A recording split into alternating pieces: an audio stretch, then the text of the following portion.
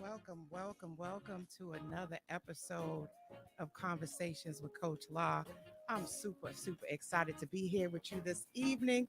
As you guys know, this is the inaugural episode of the meeting in the ladies' room. And we have some phenomenal women that are going to be joining us today. And you guys know you're tuned into the Urban Heat 98.1 FM. And we are radio with a purpose. And we are impacting the communities all around Boston. And today we actually traveling all the way over to Chicago. So this is really dope. And one of the reasons why I really enjoy using this virtual platform is that I can have guests from all over the globe join me. So tonight we have a very special guest. Actually, we have three of them, but the first young lady that I want to introduce you to, I call her Shakea, Spill the Tea, Houston. And she is all the way from Chicago, y'all. And she is the CEO of Social Work Sunday Tea. You guys have probably seen me post her on my page, inviting you to come and listen to her podcast, where she brings all sorts of people from all over the globe as well and talks to them about very interesting topics. She is also the outreach and marketing director, and she's a therapist for Evolve Counseling and Coaching LLC. Social Work Sunday Tea is a multi-purpose organization that serves as a vessel for mental health and conversations around mental health. So I'm excited to welcome Miss Shakea. Welcome. Say hi to the people. Hello, hi everybody. Say hi, say hi. We can't hear you. Say hi, say hi. Hey. Uh-oh. Can't hear me. Okay. You don't have any sound, Miss Shakea. Uh-oh. We can't hear you. We can't hear you. You're going to have to log out and log back in. Okay. Cool. All right. We can't hear you. We can't hear you on the at all. So next up, we're going to bring up our next guest while we get Miss Shakea's sound working. We have our advocate in the building. She is a phenomenal sister. And she's been on the show before, actually. So I'm excited to bring her on. She's a mother of three, and she's super smart, y'all. She's a graduate, summa cum laude. And I just think that's awesome. She also has a background in education that spans over 20 years with various roles and responsibilities. But one of the things that really makes her an awesome guest for tonight's show is the activism and advocacy that she does for victims and survivors of domestic violence. So can we please welcome Miss Shaquera, the advocate Robinson, to the show. Hey, y'all. Hello. I don't hear any of you guys with sound. What is going on? I can hear myself. Can you hear me? I can hear you. Hold on, y'all. What is going on? Because we had everybody sounding good a minute ago. I have no idea why everybody's sound is not working. I can hear you. Hold on. We're going to have to do a take two. Let's try again. Go ahead. Can you hear me now? No, I cannot hear you guys. What is going on? I don't know. I'm going to have to call in reinforcement, y'all. Hold on. We're going to rewind. Real time. I'm going to have to call for help. I don't know what just happened. Hold on. I'm going to have to call Mr. Neal and have him help us out.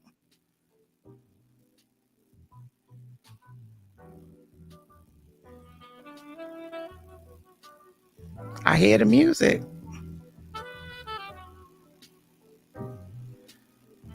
You guys can hear me? Everybody can hear me? Yes. Okay. I don't know. Hold on a second.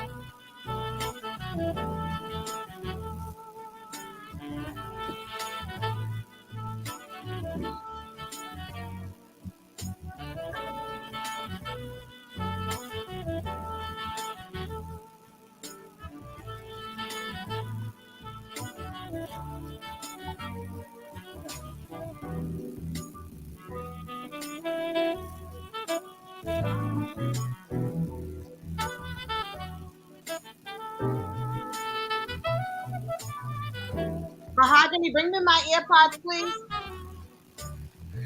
All right. Well, I'm being told that everybody can hear everybody else. I'm the only one that can't seem to hear everyone. So we're going to keep the show rolling, guys. So if you guys can hear me and the audience can hear me, I just can't hear y'all.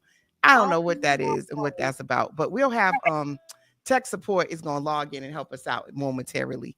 So next up, since everybody said they can hear each other, and when let me bring Shakea back on. Shakea and Shaquera, can y'all hear each other? I can hear her. Yeah, I can. Okay, hear. so I'm the only one that can't hear y'all. Wow. So it's the strangest thing. I can hear I can hear my background music playing, but that's it. I can't hear anything else. Wow. In my earphone. So I don't know what that's about. It's very strange. Yeah. Everything is what I normally do. So as long as y'all can hear each other, what we gonna do, right? Y'all gonna help me out and y'all gonna talk.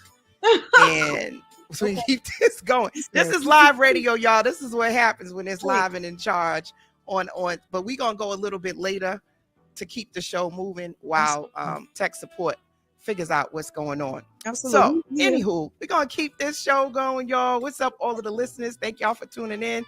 To Lise and Passion and Vanessa and Passion, like y'all all in the house. So thank y'all for all tuning in. So let me go ahead and introduce our next guest. I gave her the affectionate name of the Temptress. Miss Taja, the Satin Kiss, is also in the building today. And what I love about Miss Taja is she is the owner and she calls herself the Pleasure Curator, which I think is such a sexy name, right? The Pleasure Curator.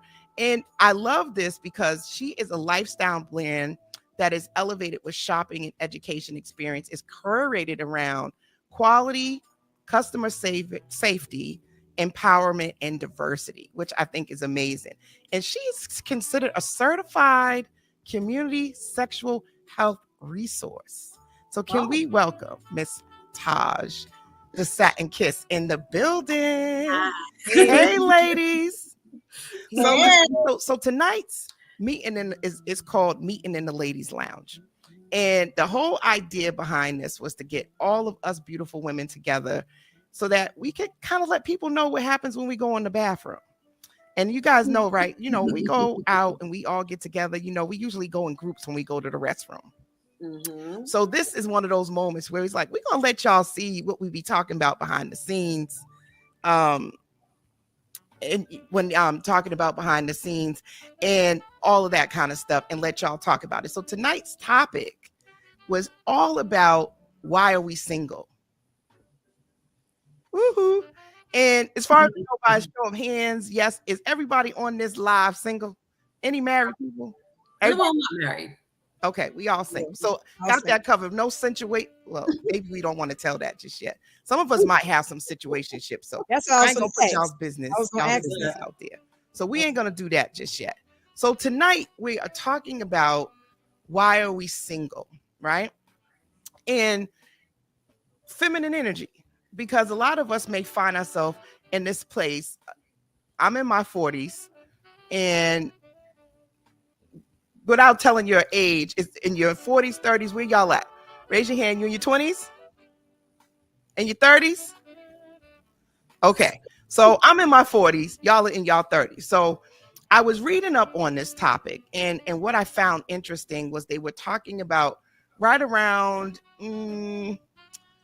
30, I think we lose like 30% of our eggs. And if you haven't had children yet, you start getting that baby fever. How many people got kids? Okay. We got kids. So we got one without kids. The other one's got kids. So I have a son. So I think right around, I had him like 26, 27. So that might be about right. Right around in your 20s, if you start getting some baby fever, right? So there was this term that I learned. It was called a spinner. I think it's called a spinner. Did I say that right? Spinster. So people used to spin yarn, and basically, if you weren't married yet in your 20s and 30s, that was like a derogatory term to say you were a woman who was beyond the marrying age. So, men want to marry young, and you got to be pure and all of that type of stuff. So it got me to thinking about, why are women single? And then most of my clients, 90% of my clients, are women. And they all sort of come with that same narrative of, I wish I just had somebody, or I don't know why I'm single. And it creates a lot of sadness for a lot of people. A lot of people are in really dark places around their relationship status. What do you ladies think about that? Do you agree, disagree? Have you ever felt that way before? I did in my 20s and I got over it.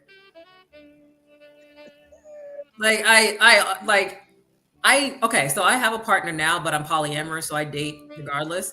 But when I went through a phase in my, I want to say early 20s, early to mid 20s, where I was just like, I want to be loved and I want somebody to love me and all that other stuff. And then having been in a 5-year relationship where I ended up engaged and everything else, I was like, this is not it. I was like, this is, I'm not going to say boring, but I went through enough things in it, a lot of really intense things. And ended up being like, all right, I need to date. Here's, see what I want, see what I like. I know what I don't want from this last relationship. What do I actually want? And I learned from there to have fun dating. And that's how I ended up having relationships with people that have been really fulfilling and really interesting. I'm in a relationship now, but again, I'm polyamorous, and it's an open relationship in the sense that if I want to date another person, I can. And they can also date another person, and we can just communicate about that. Like, okay, what's that going to look like for you? But I wouldn't have known that unless I went through that relationship and figured out what it is that I want. But outside of being in a relationship, like if I weren't in the one I'm in now, I'd be totally fine. Absolutely fine. Like I don't feel like if I'm not in a relationship, there's something wrong with me. And if I want affection, I can get that. If I want sex, I can get that. If I want somebody to pay for something, I can get that too. Like it depends. Like so it's like it's just figure out what you want, what your goals are, and go from there. Or figure out what it is that you're looking for. Because sometimes you might want a relationship for the wrong reason. But it varies. Everybody is different, and there's nothing wrong with that. Mm-hmm.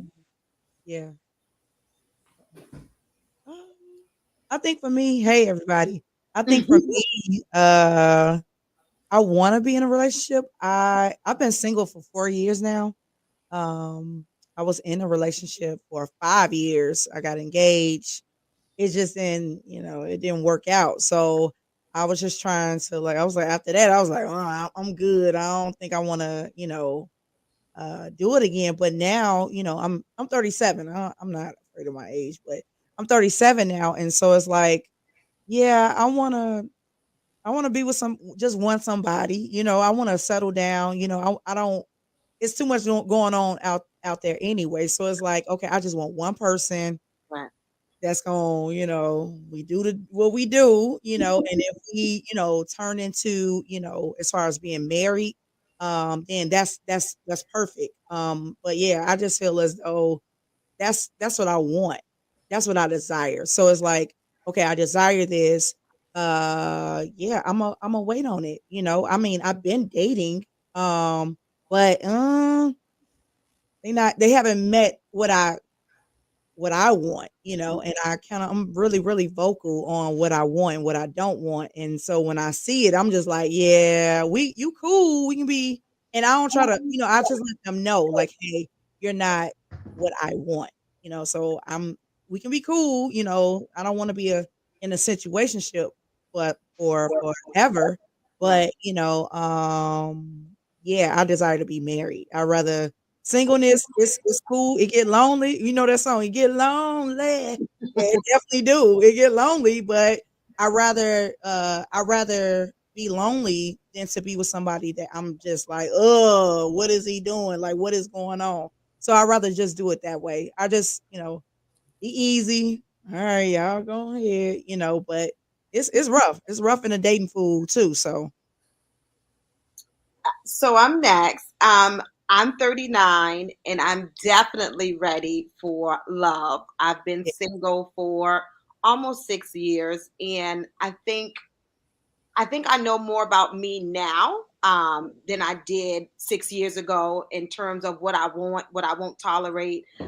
Those barriers are set now, so I'm not, just going with the flow or feeling like I gotta allow certain things to get to that point of love. And so for me, I'm ready to love a black man all the way up for yeah, real. yeah. But one person, I don't want. I tried the dating thing, and it's very scary, like you said, sis. It is scary out there. Very. Mm.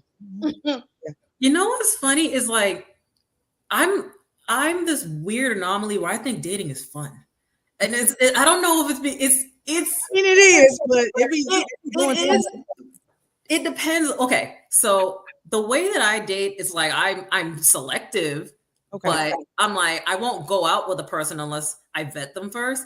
And I'm okay, not saying y'all don't. None of that. I'm gonna preempt by saying I'm not saying like y'all don't vet. No, mhm, I'm just saying that like the way that I do it, I vet them. So like we'll talk on the phone for however long. We'll text whatever. Then I'm like, all right, let me see. I'll start to figure stuff out about this person before I let them take me anywhere. And then it's like, okay, well, you're gonna let first of all, where they take me, where they suggest they take me. yeah, If they decide if they're proactive and make reservations and stuff, I'm like, okay, cool. And I go from there and decide whether or not I'm even going to keep going. But it's been fun. I've made some good friends. I've my partner now, and I met on a dating app. Like I've really experienced some really fun times. It's just finding people, starting out as friends, I guess. Yeah, Friends right. that are attracted to each other, but like just picking them out and being like, all right, cool, I can rock with this person, and then getting your what I guess your what do I want to call it, your I guess the things, your non-negotiables. That's what I'm looking for. Get yeah, your non-negotiables out early. Like have those like candid conversations, and not in a way where you're scaring each other, but just be like, this is what I like, this is what I don't like, this is what I'm attracted to, this is what I'm not. Even down to sex. Like at first date, I'm like, so what are your boundaries? No, you gotta ask those things, and I think being a therapist, and I try not to analyze people. I just try to go with the flow. But sometimes I'll be like, ooh, ooh, I ain't gonna do that. Ooh, oh, you do what? Oh, okay. And it's just like I try to like shut it down, but it's like it's some stuff I'm just like, I don't like that. Because I know myself now. Like you were saying, like I know myself and I know what I don't want, what I do want. I don't know if I like, I mean, and we can like be friends and stuff like that, but like if it goes to like try to go to another level, no, because I already see what I see. And I was just Mhm. like, if it's a duck, quack quack. So I was just Right. no, no, no, no. But yeah, it's weird. It's weird out here because okay, so I just recently went on a date too. With this guy. He's from Ecuador. He's Okay. really sweet. You like listen, I go outside the box because you just never know, you know what I'm saying? So I went on a date and it was really, really nice. Like good conversation. Drinks was flowing. He wasn't pushy. It was straight. I really didn't, I was like, okay. The only thing was he was shorter than me. And I was like, oh, but it's not a deal breaker, but it's like, oh, I just want to if you was my height, then I'm only 5'6". So he had to be like 5'3". Okay. Oh, yeah. Boy, he was so sweet and so, yeah. But I mean, I had a good time, having conversation. I think that's more stimulating to me now is conversation. Like if you can hold a conversation, how you act in public, because I do more listening than I do talking. So Hmm. yeah, so I'm just trying to figure out like, okay, what you do? Okay. And not even about like what you do for a living. Like, okay, what do you do when you get mad? Right. You know, and they be like, "Are you trying to diagnose me?" I was like, "No, I'm just asking questions. Like, I just want to know so I can, you know, if that I can deal with that. You know, if I want to deal with that." So, yeah, but I that think for me, I don't even go outside to be in a space where I'm looking at someone as someone, a potential person to date. Or I don't even get outside. well, come on outside. Where you at? Where you Listen, at? Where you get at?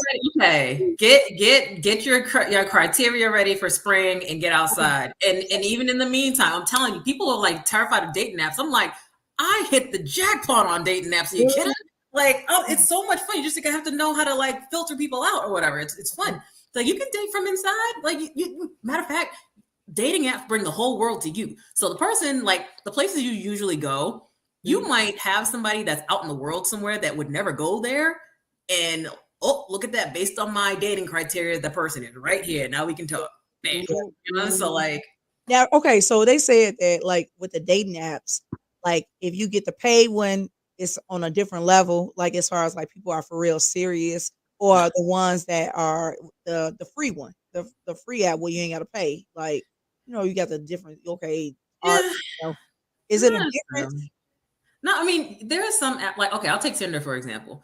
Okay. There are some benefits to Tinder that if you have the premium subscription, then you can do things like the Tinder passport where you can date people or you can search for people outside the country and all that other stuff. You can super like more people. It's all kinds of things. Okay. Bumble's it's like you can Bumble is the one where when you have premium, you can look through the I should get a sponsorship out of this, but you can look you can look through your queue of people to see who's actually liked you, and you can go and look at their profiles and be like, all right, no to this no to this one, yes, let me match to this one.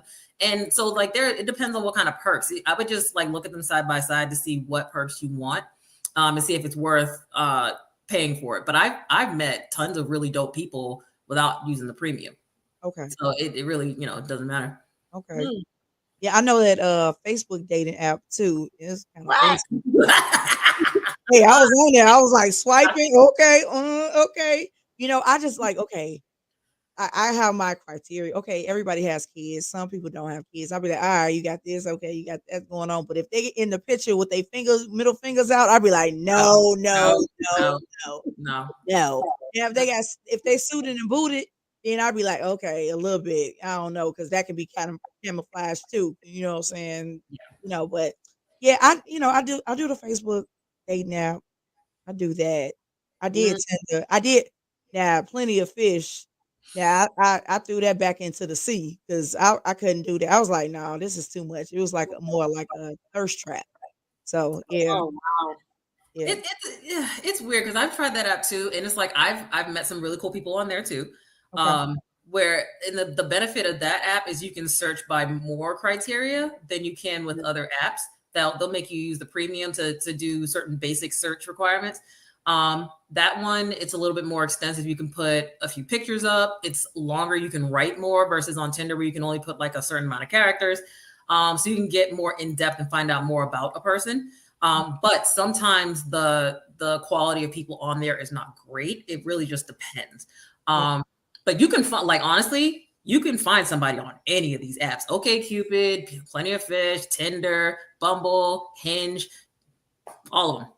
Yeah. It also depends on your dating style too. And like, Right. I'd be like, so I go meet for coffee or something like that. And then after that, I'll be like, nah, it ain't gonna work. So like this one dude, he came and he was like, yeah, let's meet for coffee. So I met for coffee and hey, LA. Yes. yeah, Okay. you ain't that. I can hear y'all too now. Perfect. Kind of echoing and stuff, but I think we might be good. Okay.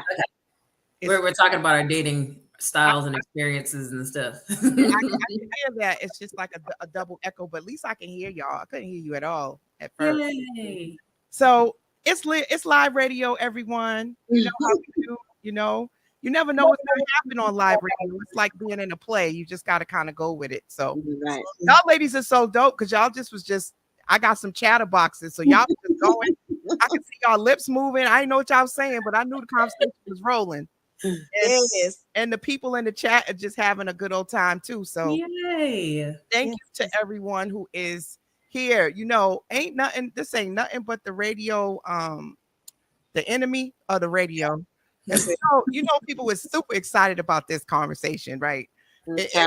So, you had to have something, but that's all right, because they ain't gonna see me sweat. I'm gonna just, what I'm saying? Thug it out. Thug it out. It's fine. Think like a bee. And we just gonna keep it moving. So y'all was talking about dating apps. Yes. No, I met this guy off the dating app. What was that? BLK. No, BLK. Black. Oh, I saw that on Facebook. They keep trying to get me to sign up. Yeah, it keeps popping up on my TikTok. Yeah. So I signed up for it. I was swiping, swipe. So I met this one guy. So in Chicago, CTA, public transportation, he was a bus driver. So he came and met me at Starbucks, and I was like, okay, all right. So we talking, and he was just like, gave me this weird vibe. I was just, so as y'all can see, I'm very bubbly, and I'm just like, hi, right? And so he was just like, oh, okay, yeah. And so I ordered my drink, my coffee, and he was like, oh, are you paying for your own? And I was just like, date over. Wait a minute. Date over. That's it. Date over. First of all, I got. Let me shut up. I'm not gonna shut up. Okay, I'm gonna let y'all talk. But okay, so wait a minute. He asked you out for coffee and then wanted you to pay for it. Yes. Wow. I said, hey, that's a cheap date. What you bought, like a $6 latte? You bought a $6 macchiato, or one of those macchiato things. I was like, okay, and I got the grande. I was like, all right, I'm gonna, drink up. And the man told me, he was like, you paying for your coffee? I was like, yeah, I've been leaving. Wow. Oh, I can't say on radio what I want to say, but I was like, no, I pay for my own. I said, you want me to pay for yours? So the masculine energy came out. Yeah, like, I was like, all right, yeah, I'll pay for yours too. Like, I bet. So I paid for his too. All right. I was done already with the meet and greet anyway. It's like, you asked me, I ain't asked you, and I can pay for my own coffee. It's okay. And that's the thing I don't like saying. Like, I can do this. I don't want that. Right. I don't want to. I want to be so feminine to the point where I'm a damsel, not a damsel in distress, but like, help me. No, we can be damsels in distress. Damn it! Like Black women, we've been pulling the weight of everybody. I think we deserve to be damsels in distress. We go through enough distress. We need to play the damsel part. Let somebody else do it. But why not just say no? I'm not paying for my coffee. You are. I didn't say that. Yeah, but the masculine, like I said, the masculine energy, like, you know what I'm saying? Like, my dad be like, hey, you pay for your own, it's all right, you let him, I was like, all right, I heard my daddy voice, like, I was like, hey, bet. I got it, whatever. But I don't want to operate in that facet. I don't want to operate like that. And I don't know why I didn't say no. I think more so like, in shock. Yeah, like, you want me to pay for the coffee? My face was like, well, I think that's a good segue to this whole idea of this modern versus the traditional woman. And I brought that up when we was talking in the chat. It's part of that men are now seeing us as these modern women that are independent and have their own money. And so this idea that they need to step in and pay for your coffee, they don't feel like they have to do that. You hear a lot of like, let's go Dutch, or I'm not officially dating you yet, so why do I have to do those type of things? So I sent you guys a clip to a podcast, Pearl Talk, and she was bringing up, the idea that we're asking for a lot. Like, we're no longer traditional women, but we still want men to be traditional providers and protecting all of this, and we out here doing the opposite of what they're looking for. What y'all think about that? Anybody else want to go first before I ramble? No, go ahead. You can go ahead, sis. Go ahead. Yes.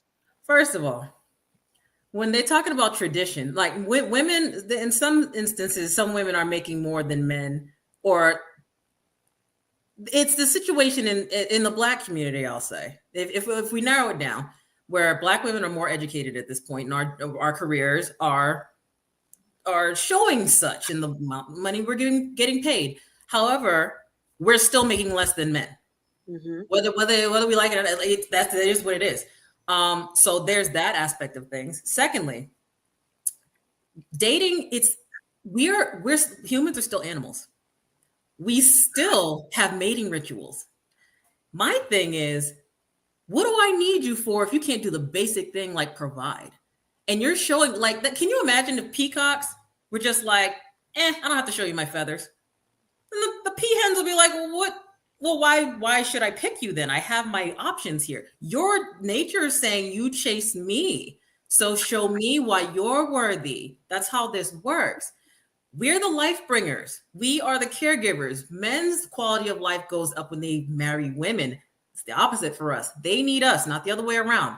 The vagina is a very magical thing that they spend their entire lives chasing. It's the only reason why they make and love money so much is so that they can impress us and be providers and all, et cetera, et cetera. So if the bare minimum, if you can't provide on a date, then you are useless to me, sir, because I can provide for myself. But what else do you have to offer? Not just the providing part. And it's like, okay, yeah, I run a business. I have another career. I can take care of myself, but what else do you offer? Like, I don't want to do that all. I don't want to take care of myself all the time. Like, yeah, what do you bring to the table? And which is one of the reasons why I only date men who make the same or more and got stuff going on. So you're the only lady right now who has no children. So you are still at the bearing. You can still bear, or you might still want to. So when you're saying that men, that's the natural order of things. I'm gonna play devil's advocate here. If you're not going to bring them no children, then what are you bringing to the table? What are you? Here's the thing. One, I don't want kids. Two, I don't date people with kids, or I don't date men with kids. So that's just, we're on the same playing field. Like, I don't want to be anybody's stepmother. I'm not doing it. Secondly, if a man is only looking for a child bearer, then he can go and find a child bearer. That ain't gonna be me. Let me tell you something. I have men that are still chasing me that I broke up with before because they realized they fucked up. Oh, you can't swear. Oh, sorry. Realize they messed up. What is that? They realize they messed up and they still come back like, feeding like, hey, all that wonderful things you're able to do. I'm like, the good person that I am, all these wonderful things, the quality of life that I have for myself and am able to share with them, and the way that I'm able to elevate them in certain ways, just with life experience, et cetera, et cetera. And we learn together and we do all these wonderful things together. And then when they mess up and leave that, and then a couple of years later, when they realize they ain't found the same thing, that's what I bring to the table. And I get really mad when any man asks me what I bring to the table rather than being smart enough to observe it and appreciate my quality. So, that sounds great and all, right? But can we be more concrete? So can we be more concrete? What are we actually bringing to a relationship? Like, a lot of us think we're great people and we got all of these great assets and we make money and we can do fun things. But again, my male clients say, well, shoot, I could do all that stuff by myself too. Like, I need a woman who's going to come keep me organized, give me babies, take care of me, and make sure that when, I get home, I got somebody that's going to be there to make sure that I'm well provided for, because I've been providing for her all this time. Yeah. Or are you going to just leave me once I can't provide for you, or I get sick, or something happens to me? This is what some of the men's concerns are.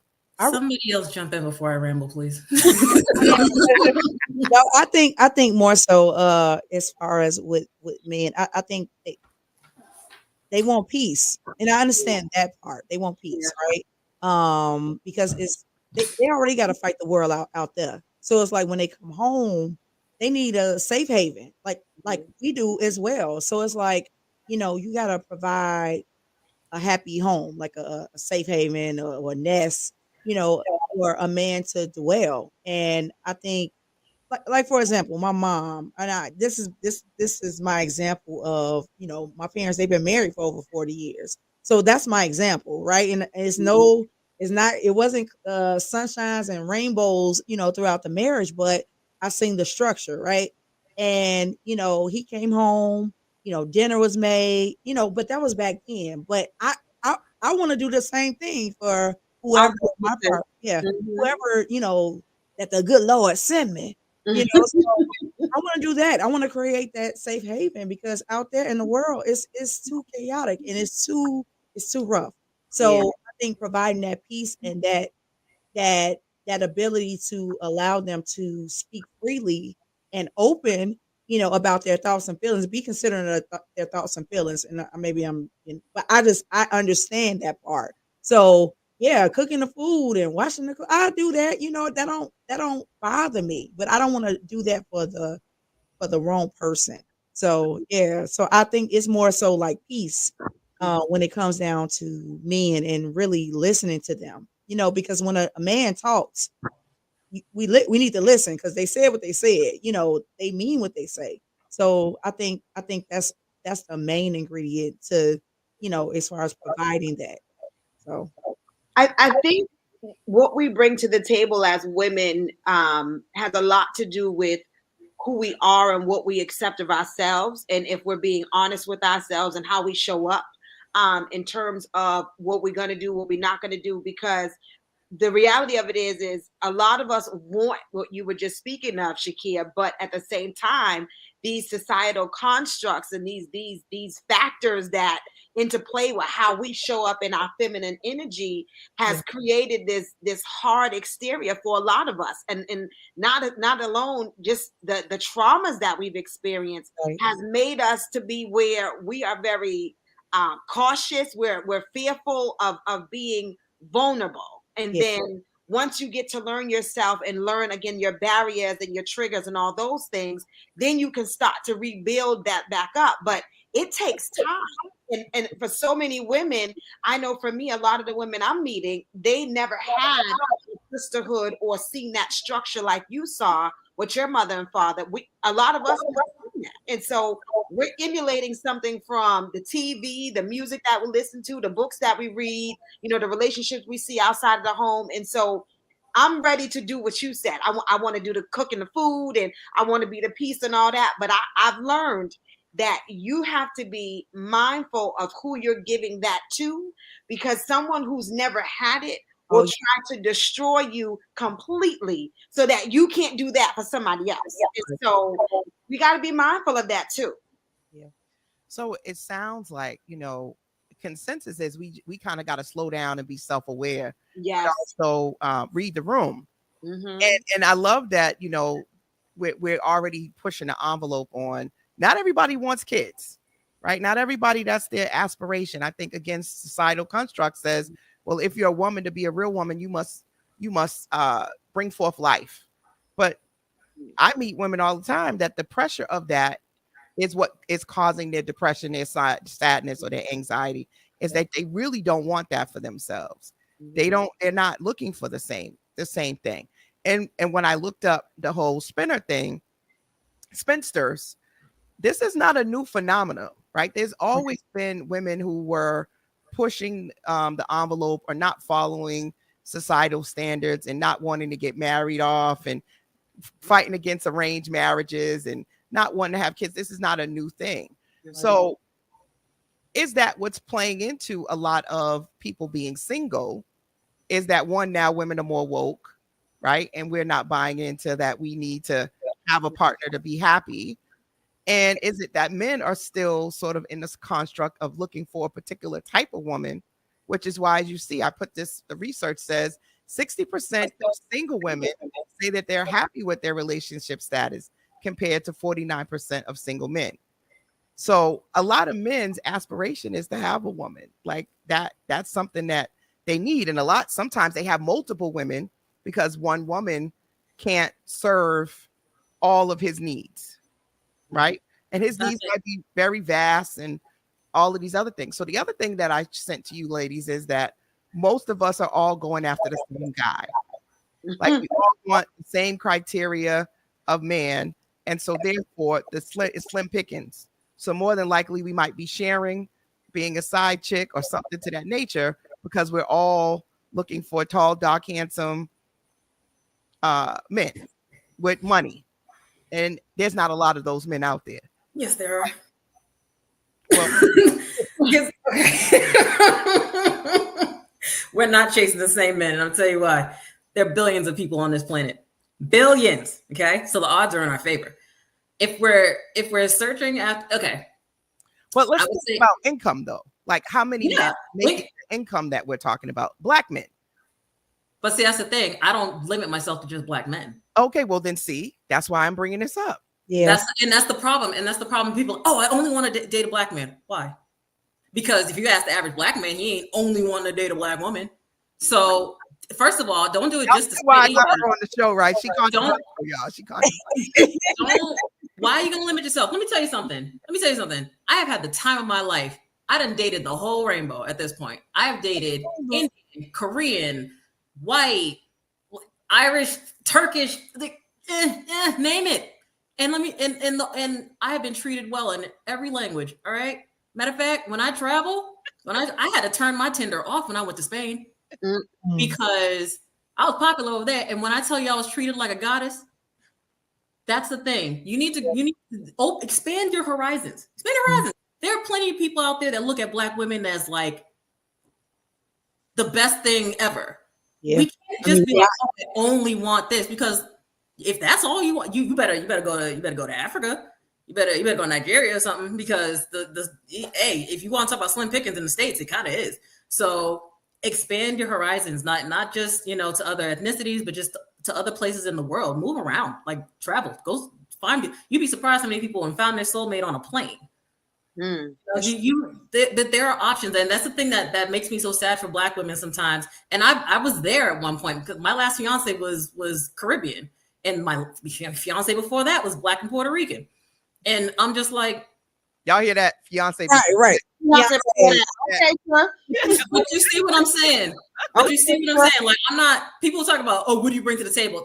I am the table. I am the table. I bring life. Trust me. So I'm like, I know the quality person that I am, and I only want another quality person. And I also know that my options are out there, because anywhere I go in the world, I know that I am that. I know who I am, and I know what I can have, and I know what I deserve, and I know I'm not going to settle. So if I know, I've seen the money.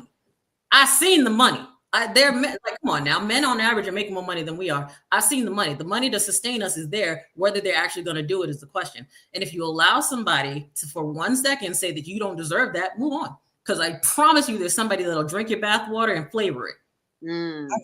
Okay, now she said flavor it, y'all. Put a little chocolate up in there. So I think this brings up historically though the loyalty that women of color have to black men. Like often, and I'm raising my hand too. We don't do that. We're not dating outside of the race. I think you are an exception to the rule, Miss Taja. No. I just recently went on a Ecuador guy. He from Ecuador. He was short, but I was out there. We were drinking wine and he talking and he was talking Spanish. I was how short? Let me tell you something. How short? But how short? We saying short. So I'm 5'6", right? Okay.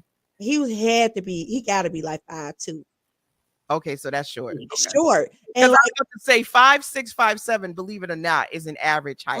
Right. That's not considered no, short. but he was like, I was looking down to him like, yeah, and I was like, oh, okay. You wouldn't rock with him?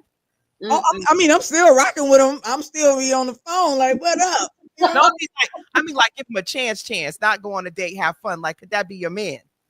I think so, because he give me that attitude. Like, I'm like, I don't He got know. Napoleon syndrome. See, I be nervous about the Napoleon syndrome. The short one. They like Kevin Hart. Kevin Hart got a lot of big energy. Right. But sometimes they figure like literally do. Well, you the expert. So I gave you your name on purpose, the Temptress. Okay, yeah, she's a sex education person. So that in itself is like, some of her magical powers is around sensuality, right? And that in itself might be the draw, right? Yeah. She's being very modest. That's why I said, what you bringing to the table? When it comes to that's the thing though. When it comes to sexuality, we both have to be good. Like I'm not about to be teaching this person everything. Oh, no. I don't do mediocre sex. But So you that's are the table, so she pretty exactly. So also, and I hate that question. I'm telling you, date over. There's some certain date breakers. Like I bet people ahead of time, so that doesn't happen. Like I could probably count on one hand in the past 6 years how many times somebody's asked me to split the check and they've never spoken to me again. I ain't paying for that nothing. I'm like, and they sprung it on me. These are like dudes that made money, but they were cheap. And I was like, oh no. I was like, what was the date bad or something? Like what's what are you broke? Like what happened? And then if they don't give me a good enough answer, I'm like, word, I can afford my own food, put the money down, deuces guy, and I'll never talk to him again. Because it's like, well, what are you trying to vet me? Like you figured out you liked me before the date. We've been chatting for a week. Like, what's the problem? So it's just like little things like that. I'm like, I know I'm amazing. All right. Like I know that everybody needs to have this idea of themselves that they are amazing. It's not just me being like, I'm better than anybody. Like, no, everybody needs to know that they're amazing. And so asking that question, what you bring, is like, what are you, blind? Like, what do you look at me, sir? There's a queue. Trust me, there's a queue. I just, out of the 7 right now that are waiting, you're the first one. Mm-hmm. So wait a minute. But is that not masculine energy that she's putting off right now? There's masculine and feminine. There's masculine and feminine. But also, here's the thing: we have to know how to use it. And men, unfortunately, love mean girls. You don't all this nice girl stuff. And there's a difference between like you can be the spoiled princess, but still be in your feminine aspect. There's masculine and feminine and everything. The same way that men aren't tapping into their feminine energy by allowing themselves to feel things, which is why they make it our problem, and which is why they're jumping from one woman to the next, because staying with one is probably considered like, oh, I'm being a simp, or whatever term they want to call it now. They're not dealing with their own feelings, so they don't know how to be emotionally intelligent enough to connect with one woman. And when they do, it's like, I don't like this, and then they mess it up and then they leave. So it's all kinds of stuff. But my thing is like, I tell them like, okay, we're all girls. We're all here talking. I mean, there might be men watching, whatever. Hi. But my thing is when I date someone, I'm like, so part of that feminine energy is being like, okay, provider, provide, or protector, protect. And if you can't do any of those things, bye. I will say the idea of saying next and not wasting time on it is, believe it or not, very feminine energy. And it's not a demand, it's a standard, right? Exactly. So if you're like, that's what you want, they don't do it. It's not an argument. It's not a back and forth. It's just okay, next. Yeah. Right? Yeah.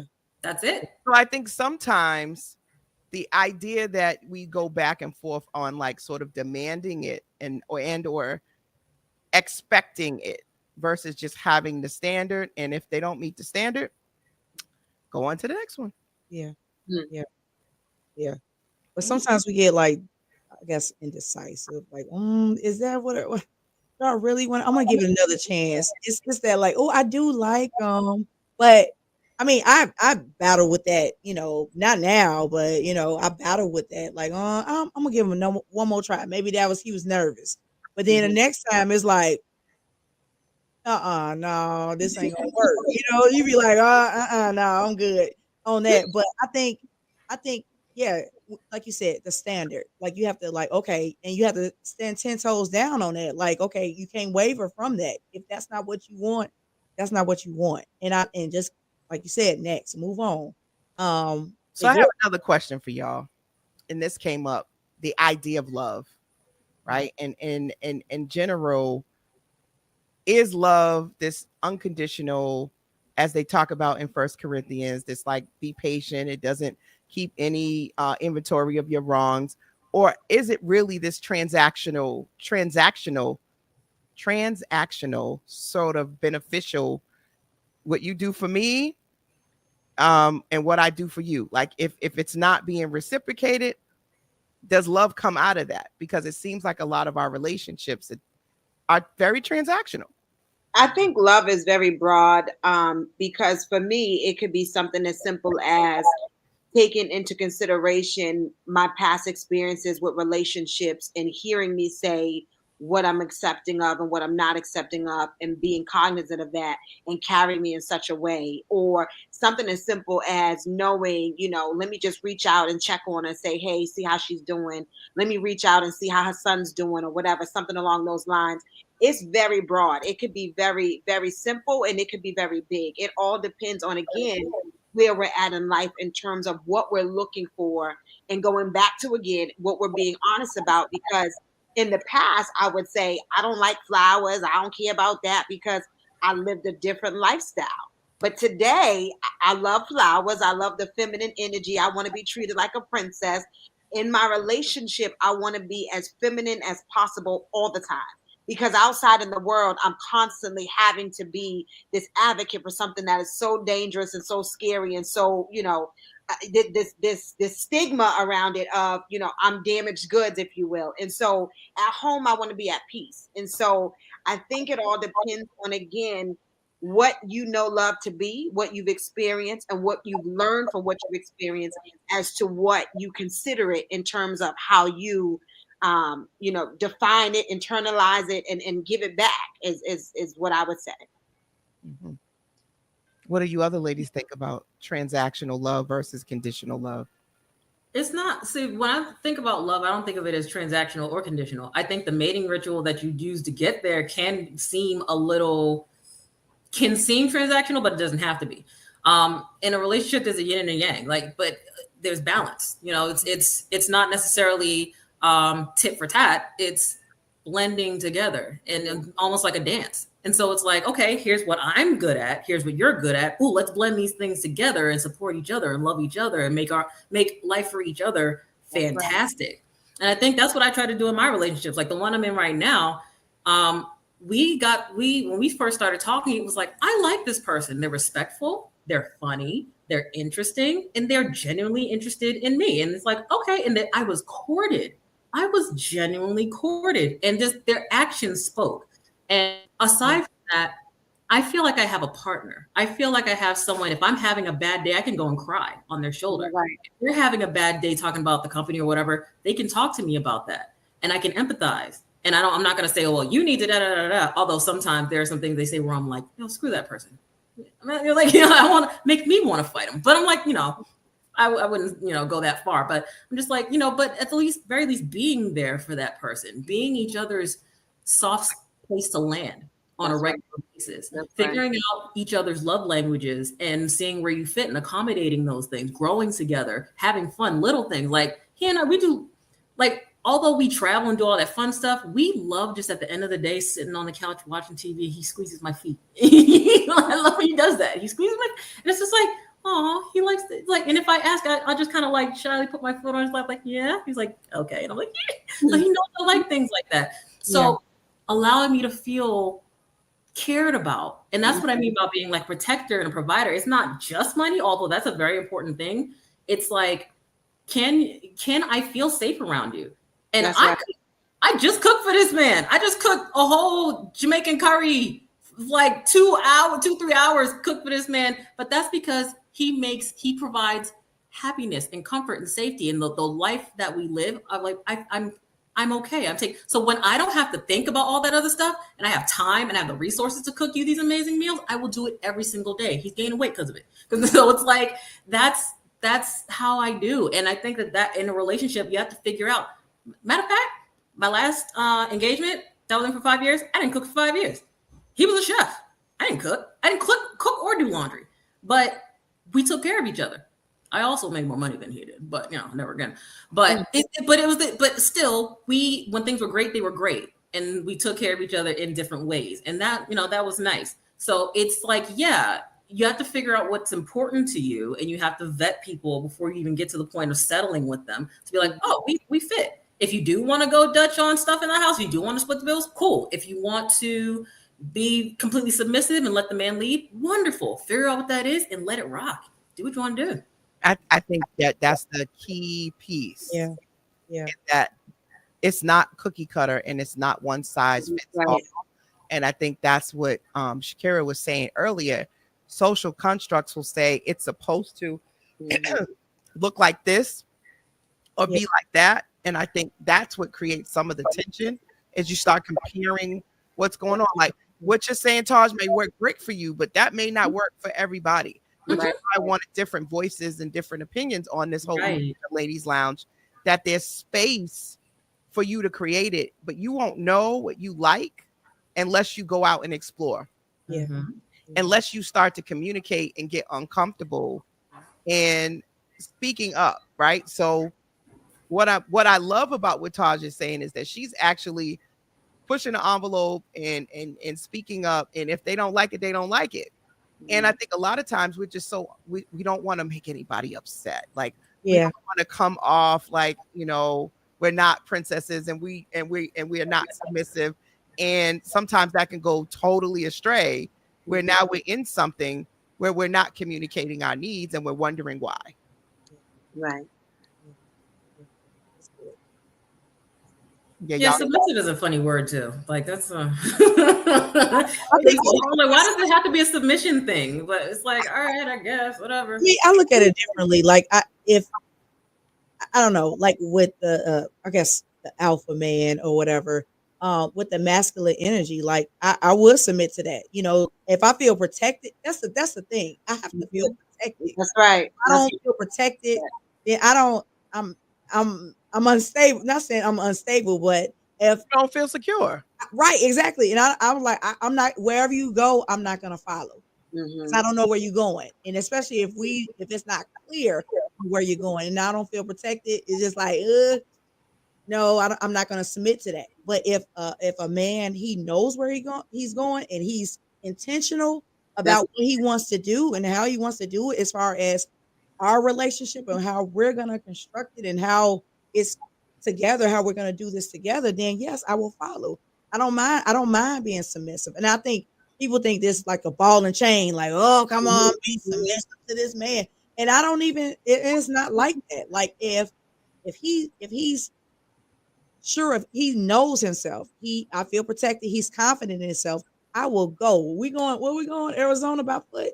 Okay. All right, let's go, I guess. Now I'm gonna push back on that, ladies, because you could get a confident brother that knows where he's going and we ain't in agreement. Yeah. You too. That's Right. That's what it was like. true. So when we talk about, submission, often what I hear from the fellas is that we don't listen. So even if they are telling you what they want to do and how they want to move, at times Yeah. we do not want to listen. We have a way we want to go and we like to be in control. And I know some people don't like to admit their own control issues. Where will you really allow somebody to come into your life with direction and correction and say, hey, we ain't doing that. This is where we're going. And this is where we're going to end up. Like a daddy? That's not like a father. Well, I mean, not necessarily. If we're saying we want someone to provide and protect and to lead. I think we need to be clear, because there are women who's going to be watching this and they're going to be looking at us as some sort of expert in this language. I think we need to really make it clear that we need to see how a person moves in all their season if we're going to really start to be considering being submissive to somebody. Mhm. Also, too, I think that when men approach women, they already have an idea of where this is going. And so what I like to do, you got to approach me a certain way. If you're coming at me with this, language or behavior that you typically gets you through with somebody else, I'm already all set. If you're coming at me in the sense of you just want to sleep with me, or that's the language, I'm already all set. And don't ask me for nothing off rip like on the first day. We're not doing that either. Right. Because at the end of the day, right, what happens is the way we show up as women is what carries the relationship. Because once we start changing up, either we listening to our friends, or we not interested no more, we cheating, or we just don't know how to be a woman. So I think for me, and I'm saying this for me, you got to approach me a certain way and you got to stand on that. Because alpha male, bring them on. But don't come at me like I gotta listen off rip. I gotta do. We're not doing the chain and ball. We're not doing that. Yeah. When I'm saying an alpha male, he knows who he is. He's secure in himself. He knows what he brings to the table. He already knows, he can be vulnerable. He's emotionally available. This is an honest and open space where he can be free and at peace. If he's not on that type of time, you can have it. I'm all set. Yeah. All right now. Gang, So, gang. I'm gonna keep, because you're right. People are listening to this, and I think, like, Rosie, thank you for your comment. I put it on the screen. She said, I was submissive, and it wasn't anything like what is being described. So I'm curious, Rosie. You could call in if you want, but Please call us Rosie. Yes. Right. because I think oftentimes when we talk about traditional versus modern, right? Yeah. If I think back to some of the relationships I seen growing up, she was not talking back. Maybe that stuff was happening behind the scenes, but it was, I need to go check in with my husband. It was very much, he was leading. Even sometimes when he may not have been in the right, or she might have been in disagreement. That movie Honk for Jesus, did y'all see that movie with Regina Hall? No, I ain't see it. No. Yeah, well, there's lots of messages to being submission, and her allowing her husband to lead, even when we all could see he was completely just out there, but that was her husband. Yeah. He was going to be by his side, and whatever was happening behind the scenes, we wouldn't see. But see, that's the thing, though. It's like people, they're like, oh, okay. I grew up seeing my grandparents, like, they're still married and they're in like their 80s and they've been together since like their late teens, early 20s or whatever. But I'm like, all right, great. But are you happy? And I've seen both, I've seen them argue, I've seen them bicker. And I'm like, okay, yeah, that's normal. That's what people do. But I mean, it's kind of not, though, because I feel like if I have to argue with somebody in a relationship, then something's wrong. Just my personal communication style. But anyway, sometimes arguing is not a bad thing. There's discussing things and having dissension, and then there's arguing. If I have to raise my voice at any point, I know this is how I've worked things out for myself. If I have to raise my voice at any point, there's a problem. So I've had conversations with my partner now, and I'm like, oh, like, this is what I feel like this. Let's talk about it. And we might not agree automatically, but then it's like, oh, okay, I see your point. And then there's that. It's done. There's harmony there. But I know what it's like to have to argue with somebody. And I'm like, if there's an argument, there's a problem. For me, I'll say that. But it's like, yeah, we'll see what we see growing up, but we don't see the behind the scenes stuff. And people will be like, oh, I want to have my parents, my grandparents had, or back in the day, women couldn't have bank accounts. Back in the day, women couldn't do a lot of stuff. Back in the day, women didn't talk back because they'd get hit and they didn't have any laws protecting them. So now we get hit today and there's laws protecting us today, and we still have the same issue. But it was worse. But like, let's be real. Like, there were laws, but like, for goodness sake, the idea of rule of thumb, that's where that came from. You could hit a woman with anything as long as it was no bigger or thicker than your thumb. So it's like, we were property. So we were exactly. So now it's different. When you got married, and this is why I say this idea of traditional versus modern, we have to redefine it, because the idea of marriage in itself was now you were the ownership of your husband. That's why you took on his last name. And some cultures, they had to pay money to have you come on and be their partner and all of that. We got a caller, y'all. Hold on. Okay, caller. Hello, caller. You're live on the Urban Heat. Conversation with Coach La. Can you hear me? Rosie, you there? Uh-oh. Can't hear you. Rosie? Can you hear me? I just put you on speaker. Now I'm trying to get you to the phone. Can you hear me now? Rosie? All right, we're going to try that one more time. Rosie, call back. Right. Call back. I had you on speaker, but I wasn't coming through the board. I tried again. So the idea of this traditional woman and how we move, it was really a different time. Right. As far as we were ownership. And that's why you people paid. So you paid money, you paid a dowry, and you now were the ownership of this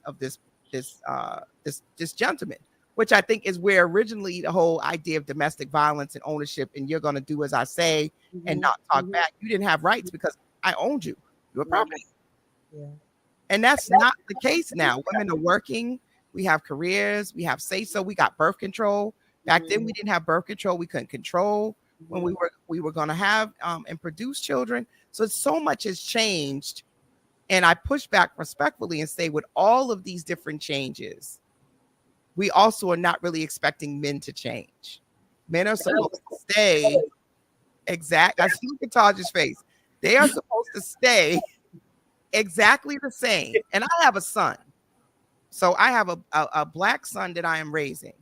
And what am I raising him to do? To have a woman that he has to bow down, cater to, provide, protect, and do all of this stuff. What's she going to do for my son? Right. Right. So like once you have a child and you have a son and you understand the pressures that are being placed on him as a man, that has made me think about things slightly differently because I do have a son. Absolutely. Okay.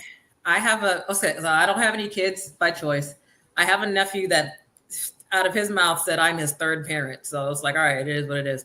That's my baby. I'm technically am like a third parent. Like I help raise him. I help rear him. And a lot of what I pour into him is very intentional. So what I would teach or will teach my nephew is that relationships are give and take. Here's how you are. Here's how you are a gentleman to a woman. And here's the type of qualities in a woman that you want to look for that are balanced and fair to both people. I'm not worried about it because I'm like, okay, yes, I will teach him that you should be opening doors, you should be walking on the outside, all that other stuff, things that are like chivalrous and you're courting a person and making him feel nice and all that other stuff. But I will also teach him that he needs to have his own feelings in check, that he has to work on himself the same way that women work on themselves emotionally. He has to be in touch with those things too. He has to know how to listen. He has to know when to speak and what to say. She has to do the same thing. So it's reciprocation. When it comes to like those interpersonal things, both people have to be able to do those things and find balance with each other. So it's not a matter of, going to the total opposite side and women switching places with the toxic version of men. No, that's not what it is at all. Men do have to change. They have to be better versions of themselves because let's be honest, the traditional man is trash sometimes. So there are a lot of changes that they have to make and not feeling insecure about themselves and making space for their partner and not feeling like they have to dominate everything. It's like sometimes look at the strength that your partner has and fall back a little bit and be like, hey, she's really good with budgeting. So, okay, I might make the money, but I'll let her budget it. And she's not going to steal my money. She's not going to overspend my money, but she's going to like, okay, here's what we did. I did the taxes. Good. We're done. Even, so it's really, it doesn't have to be a dominating, submissive thing. It's just like, it doesn't have to be that crazy. So I'm glad that you mentioned all of that. Shaquera, did you want to say something? I didn't want to cut you off. It looked like I was just going to say, I have a son and he is going to be 19. And I've raised him by myself since his dad passed away when he was 5. And I know for a fact I'm doing an amazing job with who he is and rearing him, to be this amazing man for some woman someday. But at the same time, I'm very real and honest with him about the world we live in, and not just the world we live in, but the neighborhood we live in, the types of women that he will meet for his first introductions to relationships. And the reality of it is he may very well be the cook. He may very well be the one that keeps the house clean. He's very shy, but there's a lot of things that he might be the first of in a relationship because of the reality of the world that we live in. And so, and even just talking to him about girls and, how he sees things is so different. Everybody's house is different. So at the end of the day, we can put all these tools in the box, but how they come out is not up to us. And so I think it's great to continue, like you said, pouring into your nephew. I'm doing the same thing. But I get worrisome sometimes when I think about he's such a good dude now at 19.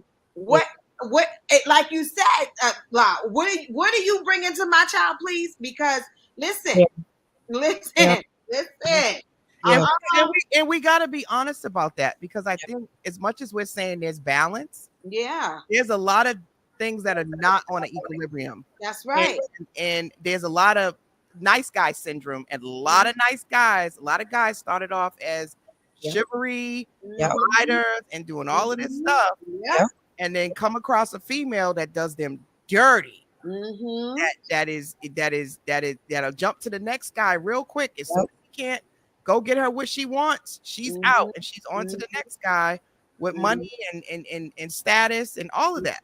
Right. So it happens. Yeah. Yeah. That's, And a lot of young girls are being taught, especially if you watch what's going on in the music and everything else. It's the savage mentality. What can you do for me? If you don't give it to me, the next dude will. Yep. It is a an interesting place That's for a right. young man that you are raising to be respectful, chivalrous, and we also have taken it off where women are no longer where you're supposed to wait until you have sex. There's also a lot of that where you can have a large body count and sleep with as many people as you want, and you still want to be treated like a princess. Hold on.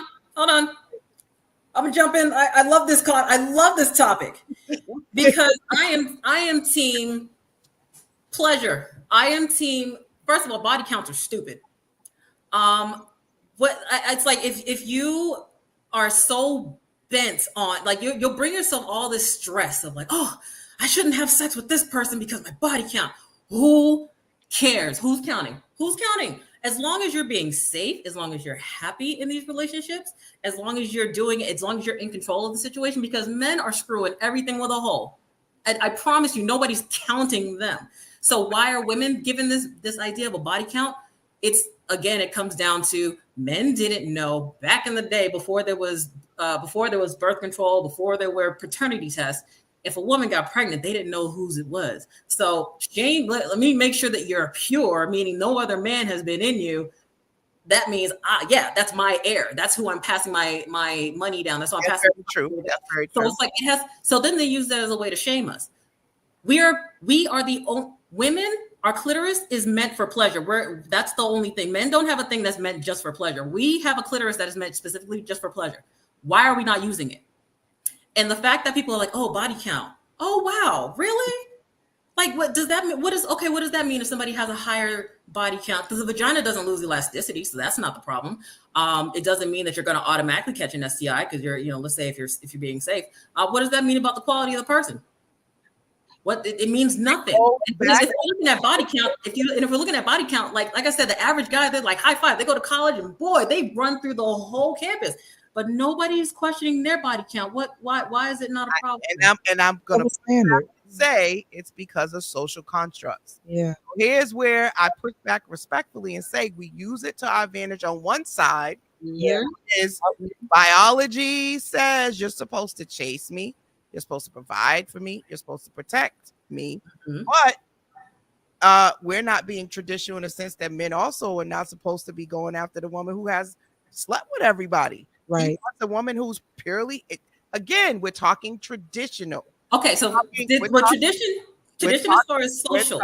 We're talking traditional biology and the things that are social constructs, because you also are using those in your argument here. There's social and there's biological. So biological. The reason why, so here's one. The reason why the man's penis is shaped the way that it is with the head, with like that little mushroom top, the corona, is so that if another man has had sex with that woman, it can scrape the semen out. So they're literally designed for women to already have multiple partners. So that's not an excuse. Biologically, we are supposed to have more than one partner. Socially, we've been told not to do such. So there's the thing. Again, these are the things that I'm talking about. It's not a matter. And I think also, I go back to biology. If you go to the whole animalistic thing, right? If we want to go animalistic, right? Everybody can mate however they want. Yeah. They're not necessarily staying and protecting you. They're going out doing their thing, and they might have a bunch of different other animals that they've mated with. Which is why you have to protect yourself. That's the boundary and the standard that you set. Using biology and animalistic tendencies, men will push back and say, I'm naturally not supposed to just be with one woman. Then they don't have to. See, that's the thing. Like, okay, again. Not, If not you- we don't have to do nothing, but I'm just Right. looking up biology. Right. So okay, and which is why I'm polyamorous, and I have no problem with dating somebody else who's also polyamorous. My thing is, we set up boundaries and say, okay, you can Y'all date. see all this coming out now. You can date. You can date whoever you want. You don't have to rub it in my face. But if I ask about stuff, yeah, we're honest and we talk okay. Like I said, I've been with my partner for 2 years. I've dated other people during that time. I protect myself and all my partners emotionally and sexually. So I don't want anybody getting hurt any kind of way. And all my partners know I might be having sex with another person. Now, I don't want to get sick. I don't want them to get sick. So with that being said, I make sure I protect myself as much as possible. And I make sure that I'm with a person who I've vetted them ahead of time. So I know that that's also a value that they hold.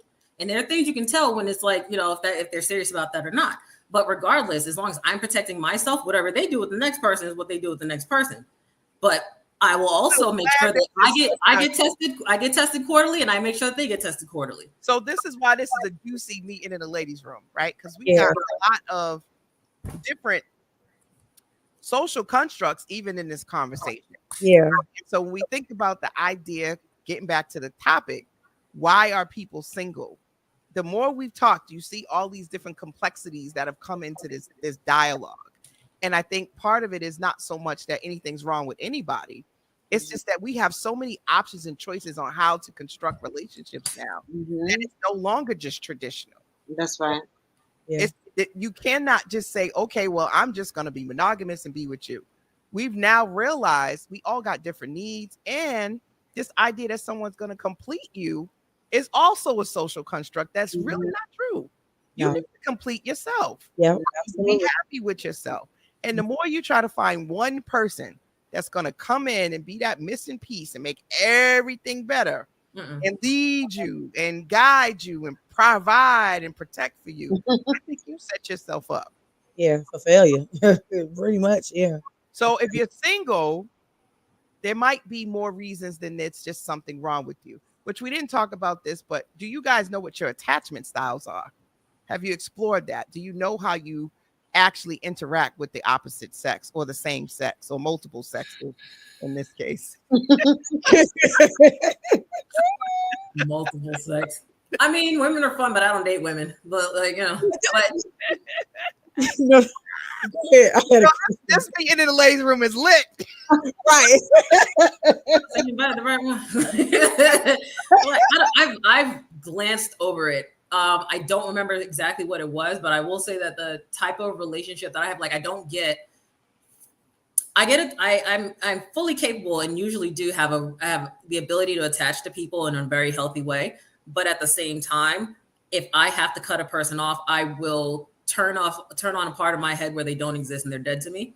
And I can do it really quickly because I've done it with family members. So I have this thing where I don't need to be in a relationship, but I crave attention and love and affection and a bunch of other things. But I won't let myself get so wrapped up in the person that I lose myself. I'm like, no, we're gonna keep this healthy. we're gonna make sure it's all within the right boundaries. So I don't know what you call it, but that's kind of where I'm at. Sounds like you have a secure attachment. I find that most people who do polyamorous type of relationships, typically, not all the time, are very secure in who they are. And I think that's a misconception, is that people are just jumping from one partner to the next. You have to be able to have difficult conversations, express your needs, bring stuff you really need to be emotionally available and have a high emotional intelligence to juggle multiple people. That's my opinion. But attachment styles are either secure, they can be anxious, they can be avoidant, they can be disorganized. That's just, a quick overview. And what we know from attachment theory is that is developed earlier in life in terms of how you were parented. But what we also know with therapy and reading and personal development, you can become secure, although that may not be where you started. Right. So depending on how you attach to people, some of the things we're bringing up might get triggered in relationships. You might be more prone to be submissive. You might be more prone to be argumentative. You might be more prone to be insecure or hot and cold or wishy-washy, Right. depending on how you were nurtured at an early age from your parents. Is basically what it's about. Mm-hmm. Yeah. I think Oh, absolutely. I think I was more in the beginning I was like anxious. I guess that, and then it turned into secure. Like I'm really like I got a whole lot a lot of healing because I was like so indecisive about certain things as far as with being attached to people, but I'm really secure. I may not show it, but it's like rah, on the inside, but um but I'm pretty secure who I am and what I am and like how I interact with people, yeah, I think more secure now. Yeah. Yeah, now You I had should- to learn that. Yeah. I'm very secure in who I am. I can only attach to energies and persons where I feel safe. And I feel that I can trust you with my eyes closed in the sense of we can have hard conversations and we can disagree and we can, not like the same things. But the moment I start to feel like this is going to go all the way left where I'm not safe at all in terms of I can't be vulnerable, I can't speak up and say how I'm feeling, I can't disagree, I can't say no, I can't hang out with my friend, any of those things, I'm all, you can have it. Like that's not for me. And the reality of it is I thought that I could handle that 6 years ago. I'm gonna just push through this and just ignore these red flags, and it was very detrimental. And so now those barriers are up. What you don't even get three strikes to do a thing, and then it's over. That the way you approach me is gonna tell me exactly where this is going. Good point. Good point. So it sounds like this is an area that potentially you haven't explored, is to know what your attachment style is. You haven't actually went and pinpointed it. So you were, I don't know if you can hear me, and we've had this conversation offline. I've been out of the dating scene, honey, for 6 years. So I don't know what's going on outside. And it's crazy because we had this conversation again. I go out to places at your poetry event. And there was a woman who came over and she was very like, I've never seen you before. If I seen you, I would know. And I was just like, wait, is she hitting on me? And I get a lot of that. And so I don't know what's going on outside, but I'm ready to go outside. Ready to go I'm gonna outside. say I did. Listen, we outside. We outside. We outside. We ready to date. And after Taj just said, go ahead and just date the whole rainbow. Oh, She didn't drop a lot of Listen. stuff. So I know we're at 11. We're at 11:20, y'all, because I had to make up some time. But when we think about why are we single, which is why I made it a very vague. I didn't want to say why are Black women single, or Yeah. I just wanted to talk about why are we single in general. I think we pointed out a lot of different things. So we had to give some people some thoughts or pointers. What do you think the takeaways from tonight's conversation? And we'll go around like a red robin, and give your pointers and what you want people to take away from tonight's conversation. What's a red robin? It's like we go one at a time. like you go, then I go, like you go. Okay. Okay. Yeah, Well, who we start with? It didn't matter. Like, I mean, I think the takeaway is as far as, just knowing yourself. And I guess, being secure in yourself, and know your limits, your limitation. Well, not limitations, but knowing your limits and setting that standard, that bar, and kind of like we said, standing on it 10 toes down and not wavering from it. And also, it's okay to be in your feminine energy. Like, there's nothing wrong with that. Like, it feels good because, you be like, oh, okay then. Especially, being masculine out there. But, when you in that feminine energy, it feels good. I feel all gooey and like, oh, okay. It's very free flowing. Yeah. Control anything. Right. You're experiencing and you're receiving. I think that's the best way to put feminine energy is you're experiencing and you're receiving, and you're not controlling it. You're letting it be, but you're also communicating what you want and what you need and how you feel. And that's scary if you're trying to control stuff. Yeah. Because when you're trying to control stuff, you're like, oh, if I say that, is this gonna happen? I better say that, and then that'll happen. But when you're just free, Yeah. it's just like, hey, this is how I'm feeling. You either feeling it or you're not. This is what I'm They thinking. adapt to that though. They adapt to that feminine energy. Like, oh, okay. And it's kind of like you can, wherever you flowing, they're gonna flow right with you, And I seen that happen. I was like, oh, okay, then well, I'm gonna have to do this.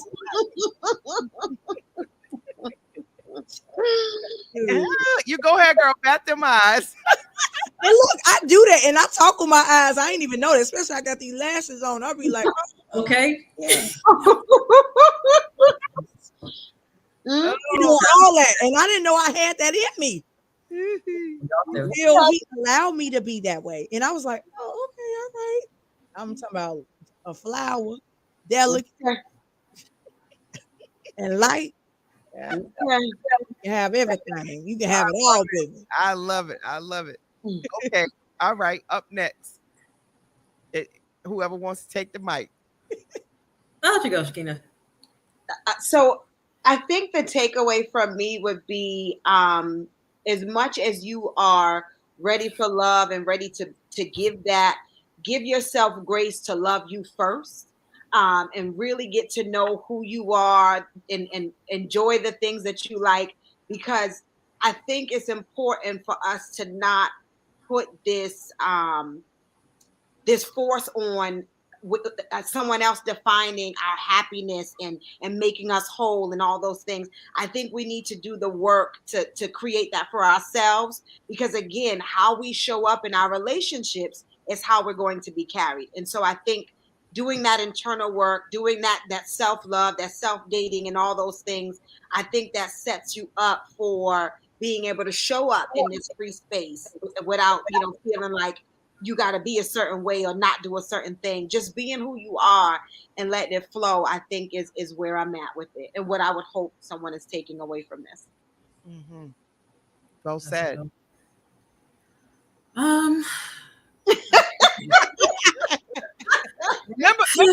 Remember the topic, gal, is why are you single, right? So we're trying to help people as to why they might be in this space, because there's a lot of women out there that are hurting. And they're feeling like something is wrong or something is missing in them because they're single. Yeah. Okay. Yeah. Okay. So in all seriousness, and this is stuff that I tell my clients too. Dear women, especially dear Black women, we've been through so much. Like we've been pulled in so many different directions. And Black women in particular, we've, across the diaspora, we've been like a lot has been hoisted onto our backs and have forced us to have to adapt to trauma, to a lot of situations we didn't ask to be in and to be able to survive. This is a new day and time. Even though people will try to put that stuff on us, we have to recognize that we have options.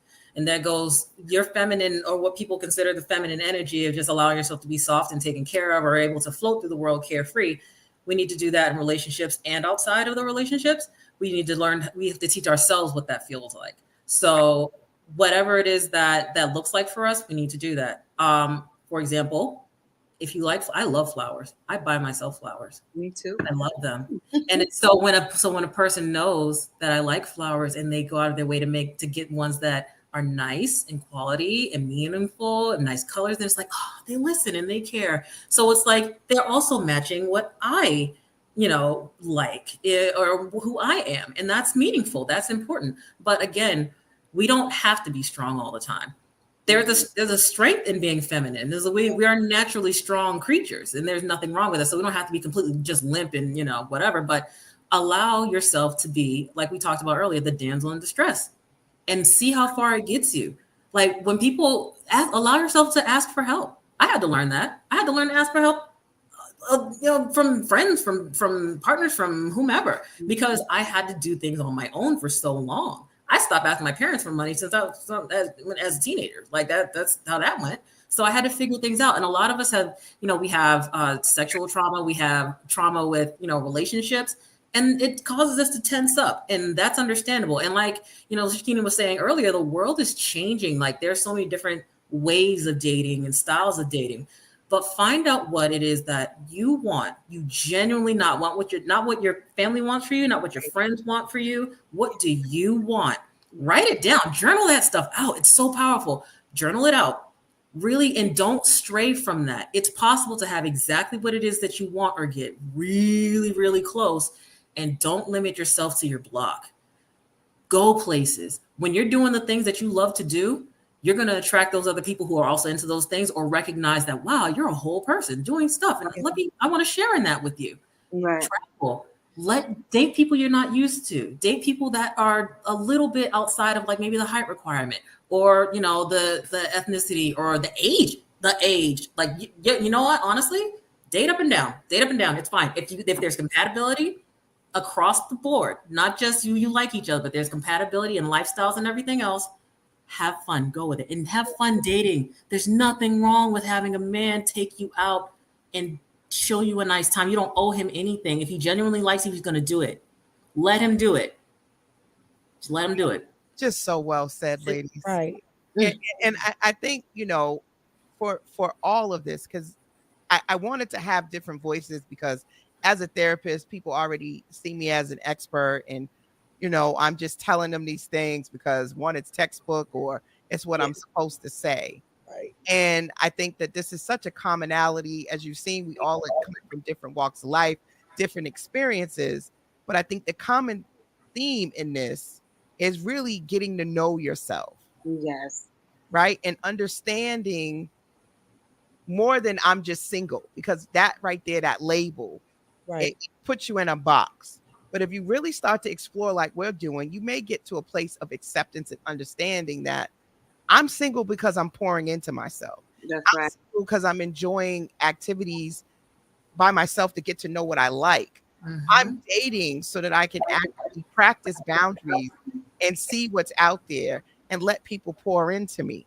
You'll have a different response to why are you single versus well, you know, I haven't met anybody yet, or I'm Right. waiting for this person to come in my life, or I'm still healing from my last relationship.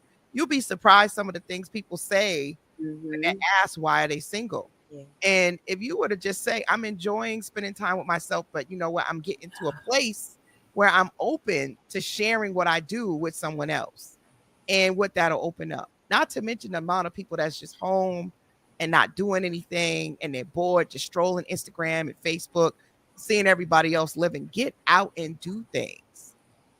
Find hobbies. I had a client today write out for 2 minutes. She had to just write out everything she's ever wanted to try to do, and not whether or not she couldn't do it or if it was cost too much. Just what's in your mind that you want to do and you want to try. Yes. Right? Because you can't expect a man to just come into your life, or a female, or vice versa, and just make you happy and level you up. Right. Right. That's what I'm more concerned about. This whole dependency that sort of has been interwoven in social constructs, that I'm just not complete until I find my person. My person. And once I find my person, all my life will be great. And then you get this person and that you thought you wanted, and the family and the kids, and then you end up in therapy with me. Yeah. Right? Because nothing is making you happy. You don't want this marriage anymore. You feel bad because you really don't want to be bothered with these kids. Right. Oh, F these kids, F this husband. I don't have no life. What happened to me? Well, who were you before you got married? Yeah. Before you became a mom? Yeah. And what we find is people did not have anything. They did not have anything that existed. That was their goal. Yeah. And I don't think that should be the goal. Right. Yeah. I don't think that should be the goal. Yeah. I think you should want to figure out who you are as a complete person. And if you decide to do life with somebody or bring a child into this world, you're bringing them into something where you can teach them and you can pour into them. That's and right. they're supposed to make you happy, because kids are stressful. They don't just make you happy. Yeah. Right? They often do stuff you don't like. Yeah. Often don't listen. And so if you thought that baby was going to make you happy, you learn real quick that it's a lot of stress. I love my son. I'm not saying that, but I think some people get into the situation and it's a lot more than they bargained for, because that's what they thought was going to make them happy. It's the image too, you know, like their image, and like this fairy tale, sometimes this fairy tale idea of how they want things to be. Like, you know, you do have a baby by someone, you think they're gonna change. And look, I did that. You know, I got married at 22, and I thought I was in love, right? and I got married, and I thought he would change, and no, that didn't look like that. It didn't feel Mhm. like that. Here I am changing. I changed because I birthed out a little girl, and I was Mhm. like, okay, cool, all right, we got child, no, but I think it was the image for me because I'm trying to do what mom and daddy did, but that don't work out for that's not for me, Mhm. and I had to figure that out too. Yeah, the example is cool, but that's not for me, and I'm chasing that, and Well, that's not that's also keeping yeah. people in relationships, Yeah. Right. people in Yep. marriages. And Yep. I'm sure Shakera could talk about, that's some of the underlying reasons for some of the DV and why people don't leave those relationships Yeah. are these social constructs Yep. of I'm supposed Yeah. Oftentimes it's the whole. Yeah. it's like Can you hear me? yep, I'm supposed to stay in this. I'm supposed to have Yep. his back.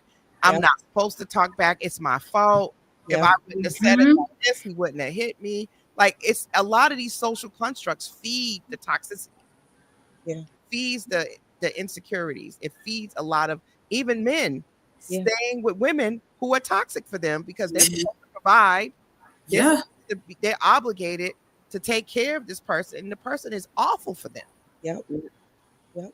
But they have signed up for that Yep. because they're supposed to provide, protect, and that's what they're supposed to do. And they don't know how to get out of those situations with some of these women that are not very healthy, Yeah. Mhm. Yeah. which is Yeah. my fear for my son, right? Yeah. You get Which this woman and she becomes a nightmare. Yeah. Well, Yeah. yeah, and I think that aside from just like the protect and provide part, like we talked a lot about that, but I've seen DV situations where the male is the victim, and it has nothing to do with being able to provide. They are lacking critical self esteem and self worth. There's a lot there, and they really don't think they can get better, Yeah.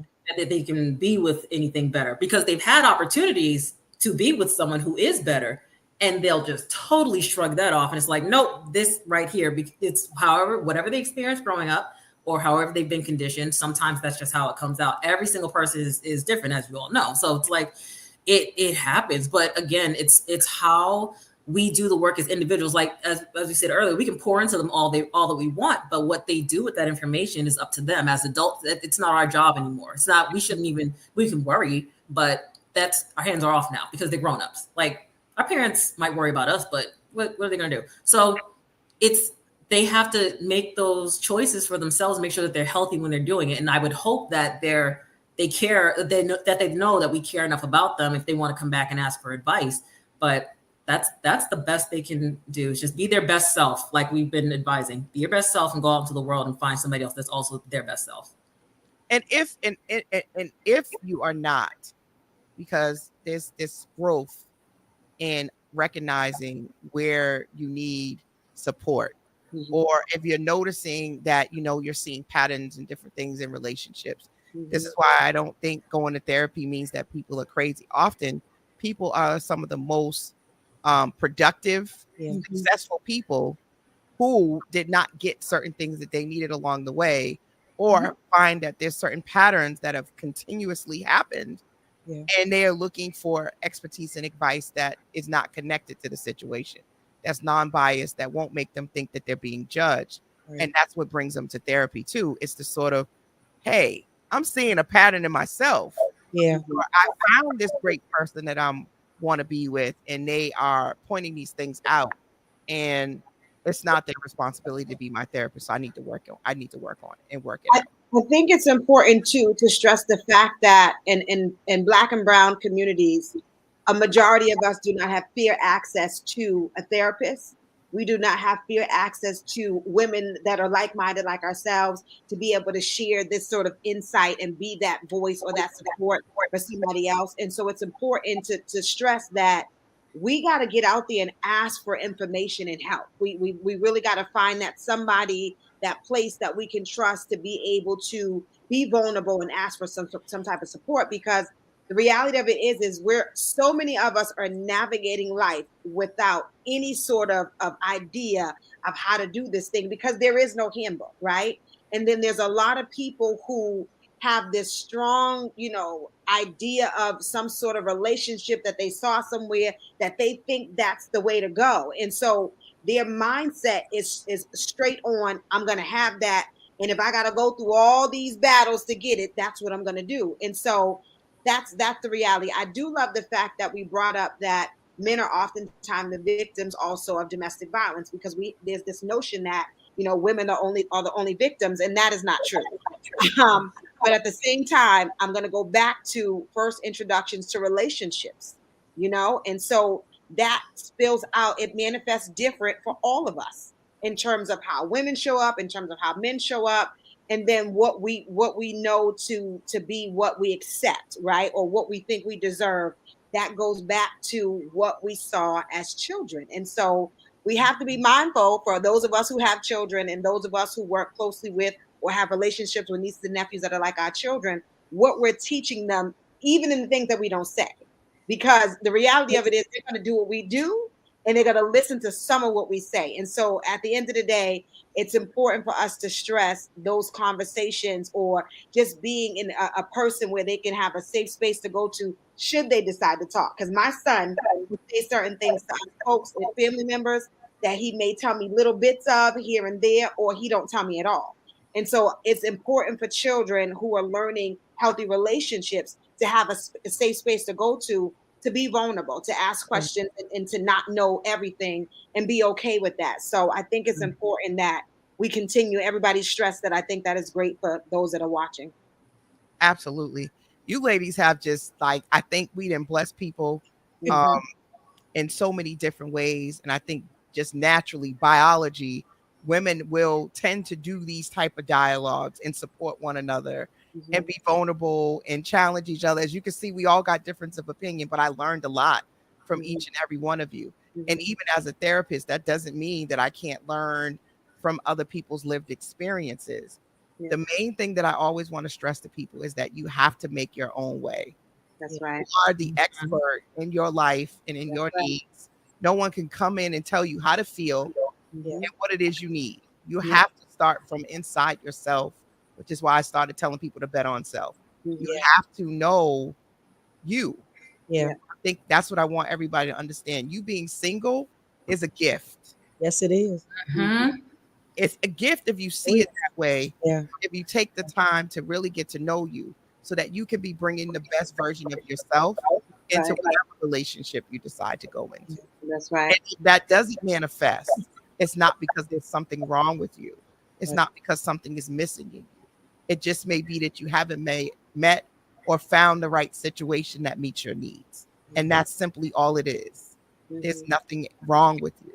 Right. Because so many people think something's wrong. And there's so much pressure. When you going to get a husband? When you going to get in a relationship? When you going to have kids? They do. When you gonna mind your business? They get so stressed out around the holidays if they still haven't had anybody to bring home, right? And then you get a boyfriend or you get a husband. It's like, well, when's the baby's coming? So it's like all of these pressures that create a lot of the stresses for people are external. It's not even their internal stuff. It's the pressure from outside. And then social media, everybody's getting popped up, married and having babies and going on their vacations and stuff. Ooh, but the stuff behind the scenes. And you're right. And you're sitting at home like, I wish I had a vacation. Little do you know, they on the beach and he ain't even with her. Well, they arguing half the time. Then they go, selfie. Trip. So, Listen, you better go on a trip by yourself and what's the spell? Oh, have fun. Oh, solo travel saved my life. That's the last thing I'll say. Solo travel, do it. Have fun. Go see the world. Have fun. Do the things. It's great. So if you are single, spend time, and I'm going to close out the show. Go take solo trips. Go find things that you like to do. Spend time with yourself, right? Journal, practice self-care. Get a therapist, right? You'd be surprised in 6 months, you will be unrecognizable. You will be a whole different person. And some of the things that you feel like you need, you may not even need it anymore. And you might be like what the research shows, a lot of women are happy because it takes a lot to be in a relationship. There's a lot of give and take, and you have to have excellent communication skills, know how to compromise and work through conflicts and disagreements. It is not going to just be easy breezy cover girl. Right. So if you're not ready for all of that, Yeah. enjoy your singleness. Any final words, ladies? We're going to wrap it on up. Have fun. Have fun dating. Have fun with the sex. Enjoy it. Listen, that's from the Temptress, but she ain't wrong though. If she sells stuff, if you need it, And give advice on how to, how do you, if you've never had an orgasm, you need to, and it's good for your health. And I know how to help people do it. That's all I'm gonna say.